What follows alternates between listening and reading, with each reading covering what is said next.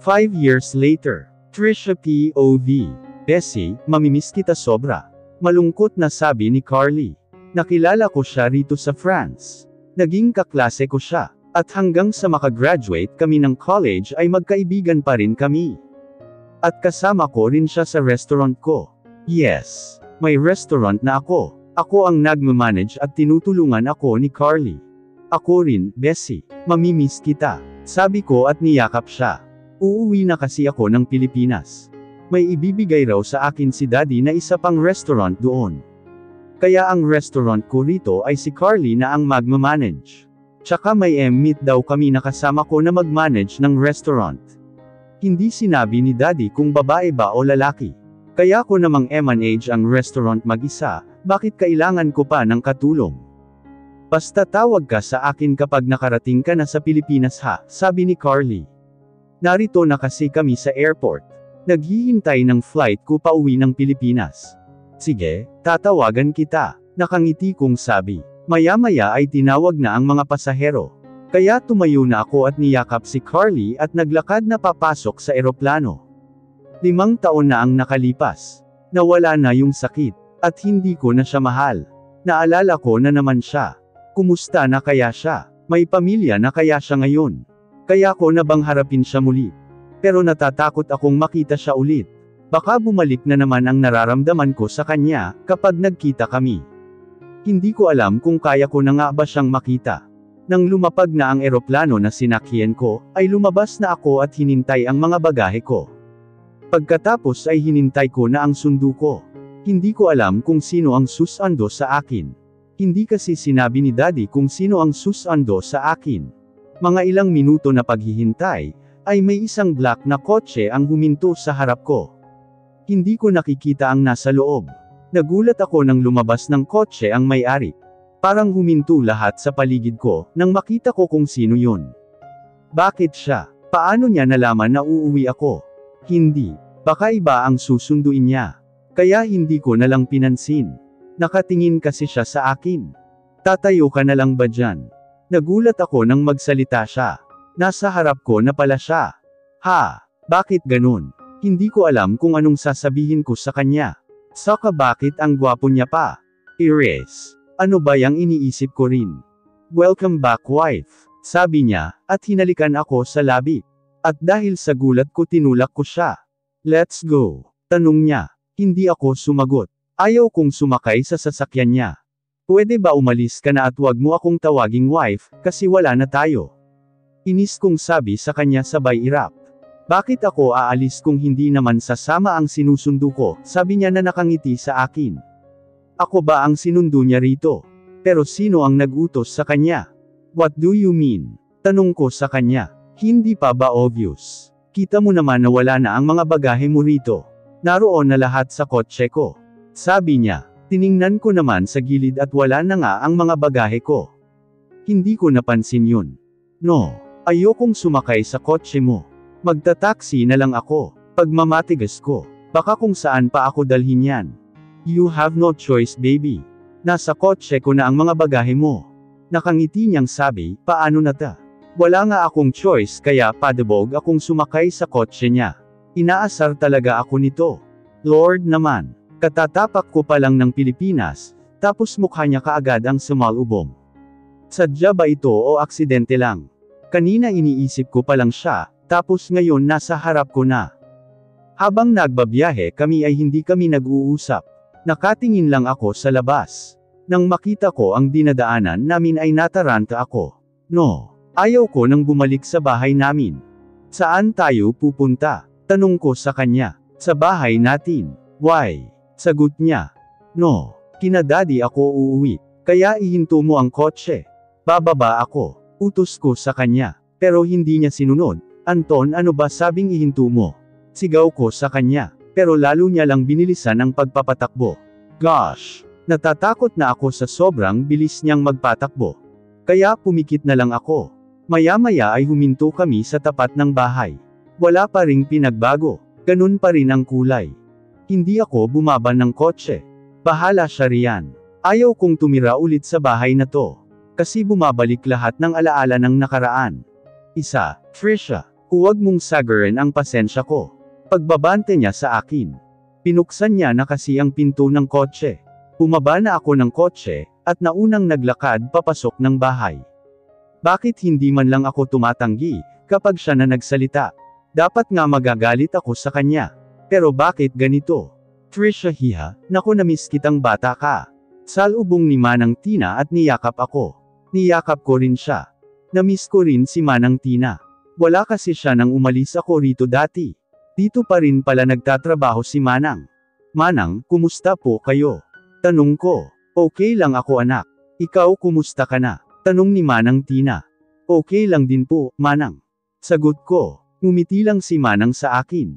Let's go. Si Anton at hinela ako.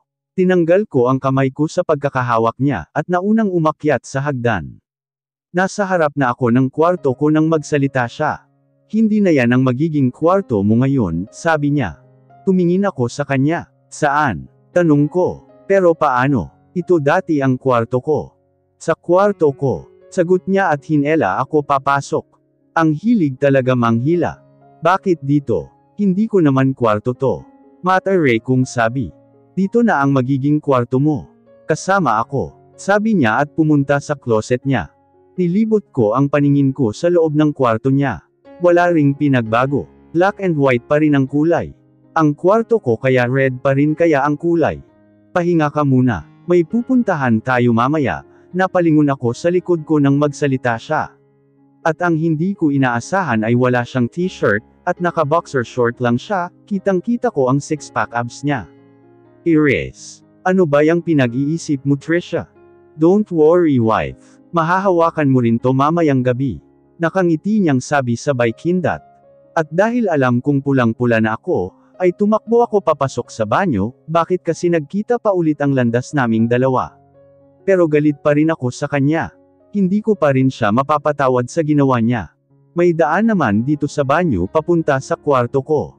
Kaya pagkatapos kong maghugas ng katawan ko, ay pumunta ako sa kwarto at kumuha ng damit sa closet ko. May mga damit pa pala ako rito. Hindi ko pala nakuha rito nang umalis ako. Kumuha lang ako ng manipis na white t-shirt at pink na pajama, at humiga na sa kama ko. Kakapagod ang araw na to. Anton POV. Narito ako ngayon sa office ko. Hindi nga dapat ako papasok ngayon, kung walang emergency meeting sa company. I missed her. Lahat-lahat sa kanya ay namiss ko. Gusto ko sana sa kwarto ko siya matulog pero ang tigas ng ulo. Doon pa rin siya natulog sa kwarto niya. Ngayong napabalik ko na siya ng Pilipinas. Ang tanging gagawin ko na lang ay manatili siya sa akin. I will do everything para manatili siya sa akin. Bibigyan ko siya ng rason para hindi siya umalis ulit. Napatingin ako sa pinto nang may kumatok. Pasok. Sagot ko. Bumukas ang pinto at pumasok ang sekretarya ko. Sir, Mr. Abelardo is here. He wants to talk to you. Sabi ng sekretary ko. Papasukin mo. Sagot ko. Maya-maya ay pumasok na si Mr. Abelardo. Good afternoon po Dad. Have a seat. Bati ko sa daddy ni Trisha, at tinuro ang upuan. Kumusta ang plano natin? Nakangiting tanong niya. Okay lang po Dad. Nasa bahay po siya ngayon. Sagot ko. That's good. Papuntahin ko na siya sa restaurant iho. At ikaw na ang bahala. Sabi ni Daddy Herman, okay po, Dad. Thank you. Sabi ko. Welcome iho. Basta huwag mo na siyang pakawalan ulit. Dahil gusto ko ikaw lang ang magiging son-in-law ko. At gusto ko ikaw lang ang magiging ama ng mga apo ko. Nakangiti niyang sabi at umalis na. Napangiti naman ako sa huling sinabi niya. Ang magiging ama ng mga apo niya. Paano kaya kung buntisin ko na lang si Trisha, para hindi na siya ulit umalis? Good idea rin naman yun. Asawa ko naman siya, kasi hindi ko pinirmahan ang divorce paper na binigay niya sa akin noon. Nagtataka kayo kung bakit kasama ko sa plano ang daddy ni Trisha. Kasi alam niya na hindi ko naman sinasadya ang nangyari dati. At alam niya na mahal ko ang anak nila. Kaya tinulungan niya ako para mapabalik ng Pilipinas si Trisha, at bumalik ulit sa akin. At sisiguraduhin ko na hindi na siya makakawala pa sa akin muli. Trisha POV. Late akong nagising kaninang umaga. Paggising ko ay wala na si Anton. Sabi raw ni Manang Tina, ay may emergency meeting daw sa company niya. Mga palusot niya bulok. Siguro magde-date sila ni Paula. Hindi na ako naniniwala sa mga sinasabi niya. Dahil kapag naniwala ako masasaktan na naman ako. And by the way narito ako ngayon sa mall. Namimili ng mga damit para sa susuotin ko mamaya sa pakikipagkita sa kasama ko raw para sa restaurant ko. Wala raw tiwala sa akin si Daddy. Baka raw malugi. Kaya kumuha siya ng isang tao para makasama ko sa restaurant. Restaurant lang naman iyon. Pagkatapos kong bumili ng damit, ay naglalakad na ako palabas ng mall nang may nakabangga akong lalaki. Sorry po kuya. Paghingi ko ng sorry. Trisha. Napataas ako nang sinabi niya ang pangalan ko. Inigo. Ako at niyakap siya. God, namiss ko tong lalaking to. Pumitaw ako sa pagkakayakap. Kumusta ka na? Tanong ko. Ako nga dapat ang magtanong niyan sa'yo. Kumusta ka na? Tanong niya at tumawa. Simula kasi nang umalis ako ng Pilipinas dati, hindi ko na siya nakausap man lang. Hindi ko nga alam kung nakapagpasalamat ba ako sa kanya, o hindi nang hinatid niya ako sa kondo ko noon. Okay lang naman ako. Stay pretty pa rin. Pagmamayabang ko. Oo nga, lalo ka pang gumanda. Sabi niya rin. Tumawa na lang ako. Sinamahan ko na lang siya ulit na mag-ikot sa mall. Naramdaman kong nag-vibrate ang phone ko, hudyat na may tumatawag. Tiningnan ko kung sino iyon. Si Daddy. Hello, Daddy. Hiha, pumunta ka ngayon sa restaurant na ibibigay ko sa'yo. Text ko na lang ang address. Sabi ni Daddy. Okay po, Dad. Sagot ko. Okay, ingat sa pagdadrive, si Daddy at tinapos na ang tawag. Nagpaalam naman ako kay Inigo, na hindi ko siya masasamahan ngayon. Okay lang naman daw sa kanya, kaya dali-dali akong lumabas ng mall at nag-drive papunta sa address ng restaurant na tinext ni Daddy sa akin. Pagdating ko sa restaurant ay pumasok na ako. Sinalubong ako ng isang babae. Good afternoon po, Mrs. Samaniego. This way po, ma'am. Sabi ng babae sa akin. Nagulat naman ako sa sinabi niya. Mrs. Samaniego talaga. Ang alam ko hiwalay na kami ni Anton. Pinigay ko na sa kanya ang divorce paper. Hindi ko na lang pinansin ang sinabi niya, at naglakad na papasok sa office ng restaurant. Sir, narito na po si Mrs. Samaniego. Sabi ng babae. Nakakainis na ang pagsasabi niya ng apelyido ko. Maya-maya ay sinabi niya sa akin na pumasok na raw ako. Teka, nasaan si Daddy? Bakit hindi ko pa siya nakikita rito? Pagkapasok ko ay binati ko ang lalaki na nakatalikod. Hello po. Pamilyar sa akin ang likod niya. Dahan-dahan siyang humarap. I saw him. Walang iba syempre si Anton na naman. Hi, my wife. Nakangiti niyang batik. At ang walang hiya tinawag na naman akong wife. Ano na namang ginagawa mo dito Anton? Inis kong tanong sa kanya. I'm here kasi ako ang makakasama mo sa restaurant na ito. Sagot niya. Bakit siya? At nasaan si Daddy? Akala ko ba si Daddy ang kasama ko rito? Pakulo ba nilang dalawa to? Hindi ko kailangan ng tulong mo Anton. At pwede ba umalis ka na dito, pagtataboy ko sa kanya. Relax, baby. Ikaw na nga ang tinutulungan. Sabi kasi ng daddy mo tutulungan kita. Sagot niya. Ayoko nga diba? Kaya kung mag-isa na mapalago ang restaurant na to. Pagmamatigas ko. Ang tigas talaga ng ulo ng asawa ko. Nakangiti niyang sabi. Tumahimik ka. Umalis ka na. Pagtataboy ko at tinuro ang pinto. Paano kung ayoko? Tanong niya at tumayo sa couch at lumapit sa akin. Anong gagawin niya? Atres lang ako ng atres. Siya naman lapit ng lapit. Isa, Anton. Hindi ako nakikipagbiruan sa'yo. Pagbabanto ko sa kanya. Pero hindi pa rin siya natinag. Tuloy pa rin siya sa paglapit at hanggang sa pinto na pala ang nasa likod ko. Ina naman ang lakas ng kabog ng dibdib ko. Ang lapit ba naman ng mukha niya? Listen, baby. You have no choice. Kasi kahit ano pang gawin mo na pag-manage ng restaurant mo, ay malulugi at malulugi pa rin ito, kapag hindi kita tinulungan. Pagpapaliwanag niya sa akin. Anong ibig niyang sabihin? What do you mean? Tak ang tanong ko. Inilapit niya ang mukha niya sa leeg ko. Kaya nararamdaman ko ang init ng paghinga niya. Remember, baby, you are married to the billionaire. Gagawin ko lahat para malugi itong restaurant mo. Kung hindi mo ako patutulungin, sagot niya. Tinulak ko siya kaya lumayo siya ng kaunti sa akin. Are you crazy? Sa tingin mo ba, matatakot mo ko sa mga pinagsasabi mo? Inis kong sabi at lumabas na ng office. I hate you, Anton. Hanggang ngayon ay hindi pa ako tinatantanan ng lalaking yan. Lumabas na ako ng restaurant, at nag-drive na papunta sa bahay ni Dad. Gusto ko siyang makausap tungkol doon sa pinagsasabi ni Anton. Siguradong kasabwat siya ni Anton rin roon. What do you mean, Dad? Tak ang tanong ko kay Daddy. Nag-uusap kaming tatlo ni na Mommy sa office ni Daddy dito sa bahay.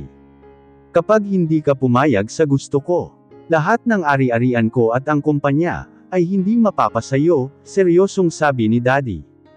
Imposible, dahil lang sa hindi ako papayag na tulungan ako ni Anton sa restaurant. Pero Dad, kaya ko mag-isa na eat M&H ang restaurant. Sagot ko. Okay, fine. Hindi na kita pipilitin. But in one condition, sabi ni Daddy. Bigla naman akong kinabahan sa sinabi niya. Ano po yun? Kinakabahang tanong ko sa kanya. I need a grandchild from you and Anton. Diretsong sabi niya. Nababaliw na ba si Daddy? Sa edad kong 21 ay hihingian niya na ako ng apo. At gusto niya si Anton pa ang ama. Dad, hindi pa po ako handa dyan, sagot ko. You have no choice, hiha. Kailangan mong sundin ang gusto ko, at kung magmamatigas ka hindi mo makukuha ang mana mo. Seryosong sabi ni Daddy. Paano na to? Ang hirap naman kasi ng mga pinapagawa niya. Ayaw ko kasi na magkasama kami ni Anton sa iisang trabaho. Umiiwas na nga ako sa kanya. Siguradong kasabwat niya talaga si Daddy sa mga plano niya. Ang walang hiyang yun. Nakakainis na talaga siya, at gusto niya pang sirain ang restaurant. Nakaupo ako ngayon sa kama ko rito sa bahay namin ni Dad and Mom, nang tumunog ang cellphone ko. Alice calling.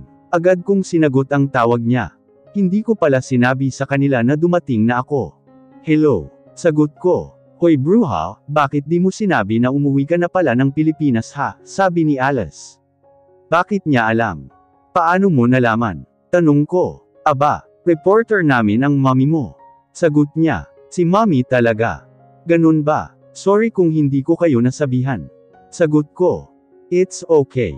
Basta magkita tayong tatlo ngayon sa bar ko, text ko na lang sa iyo ang address, okay? Sabi niya.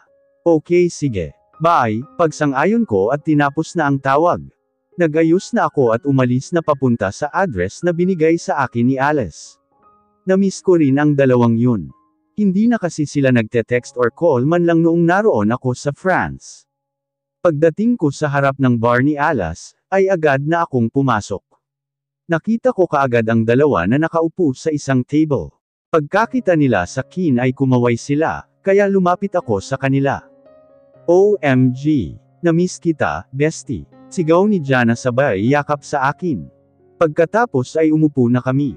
Nag-order naman si Alice ng maiinom namin. Nagkwentuhan lang kami ng kung ano-ano.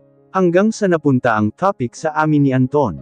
So nagkita na ba kayo ni Anton? Tanong ni Jana sa akin. Oo, siya ang sumundo sa akin sa airport. Sagot ko. Napalaki naman ang mga mata nila sa sinabi ko. Sino ba naman ang hindi magugulat doon? Kahit ako nga nagulat na siya ang sumundo sa akin. My gosh! Anong nangyari pagkatapos? Excited na tanong naman ni Alice. Yun na nga sinundo niya ako. Saka dinala sa dati naming bahay. Walang ganang sagot ko. Tapos ang dalawa naman todo kilig pa. And then, ginawa niyo na yung jugjugan. Nakangiting tanong ni Alice. Ano bang pinagsasabi nito? Hindi ko maintindihan. Anong jugjugan ang pinagsasabi mo?